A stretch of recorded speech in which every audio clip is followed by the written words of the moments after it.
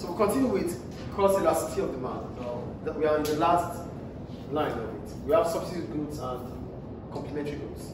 For substitute goods, we call these goods substitute because they can be replaced. Example of a substitute good is Coca-Cola and Pepsi. They are substitutes. So if the price of one increases, the quantity demanded for another might increase. That is the point.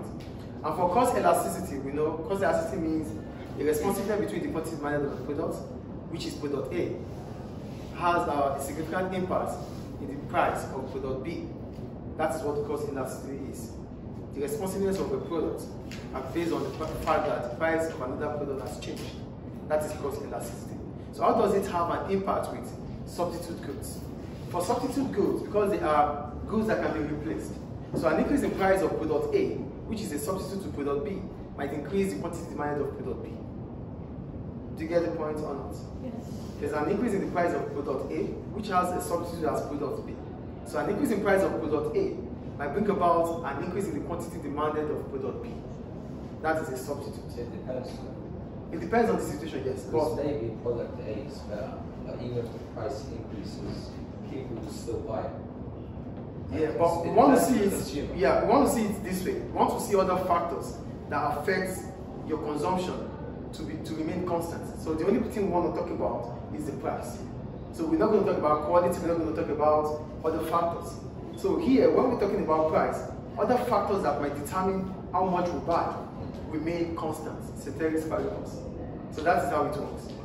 Do you understand my point here? My point is, when we're talking about elasticity of demand, in as much as we're talking about price, other factors that would affect the quantity demanded remains constant. So the quality, the quantity, whatever it is, we don't talk about them. We only focus on price. So the price of product A, which is a substitute for product B, if the price of product A increases, the substitute, which is product B, the quantity demanded might increase. That's what cost elasticity is about. So look at a substitute good is a good that can be replaced with another good. Goods that are substitutes will have a positive cost elasticity of demand. Why? Because we're talking about a product which is a substitute to another. So if the price of Coca-Cola increases more than Pepsi, the quantity demanded for Pepsi would increase. And if the price of Coca-Cola falls more than Pepsi, the quantity demanded for Coca-Cola the quantity demanded for Pepsi might reduce. So they're going to have positive XED. Because both the quantity demanded and the price will always increase or decrease. Do you get the point I'm making here? Is it clear or not? So I can explain again. Yes, it's clear. There's a positive XED because both the quantity demanded and price, the quantity demanded of product A and the price of product B will always increase or decrease at the same time. If price is increasing for product A, the quantity demanded for product B would increase. If price falls for product A, the quantity demanded for product B would reduce. So they're going to have a positive XED because they are substitutes. Do we get it? Yeah. Do we get it? Yes. Are you sure you get it? Yeah. Okay. So XED as for substitute goods are always going to be positive. Clear? Do you get it or not? My mind tells me that the class is not getting it clearly. The point I'm making is we have our quantity demanded, we have percentage change, we have percentage change in quantity demanded for product A divided by percentage change in the price of product B. Quantity change in the price of quantity demanded of product A and price of product B. An increase in the price of product A, an increase in the price of product A or product B will bring about a fall in the rise in the quantity demanded of product A. So they are both positive. If the price of product B increases, the quantity demanded for product A will increase.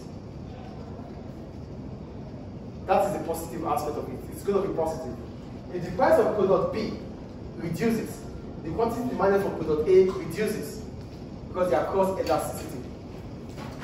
And cost elasticity is what? The degree of responsiveness between the quantity demanded of a product A as a result of a change in the price of product B. So if the price of product B is increasing, the quantity demanded of product A would increase. If the price of product A is reducing, the quantity demanded for product B would increase. Is it clear? So that's for a substitute good. So the XED for a substitute good is always going to be positive. Clear? Yes. Then we go to a complement. Why do we call it a complement? It's a complement because we demand for that good because we need to use it with another good.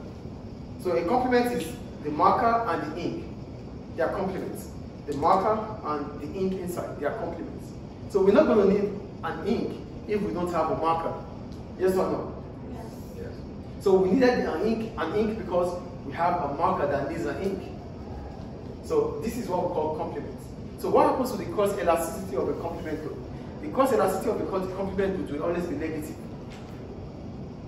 It's always what? Negative. Why? Because an increase in the price of a complement will reduce the quantity demanded of the product. So if the price of marker increases, the quantity demanded for ink would reduce. Because we cannot buy markers. And when we don't buy markers, do we need inks? No. So the complement, the XED for a complementary group is always going to be negative. Do we get it? Yes. Any question about it?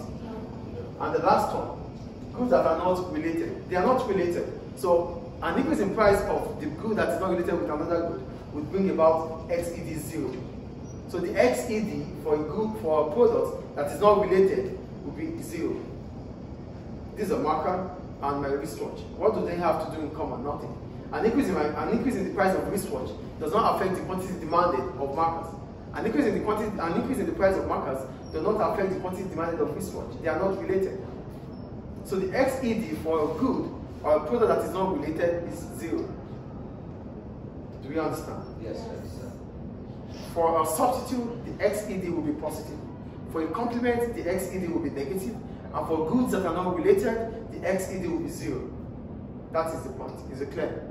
Any questions about income elasticity? No. Thank you.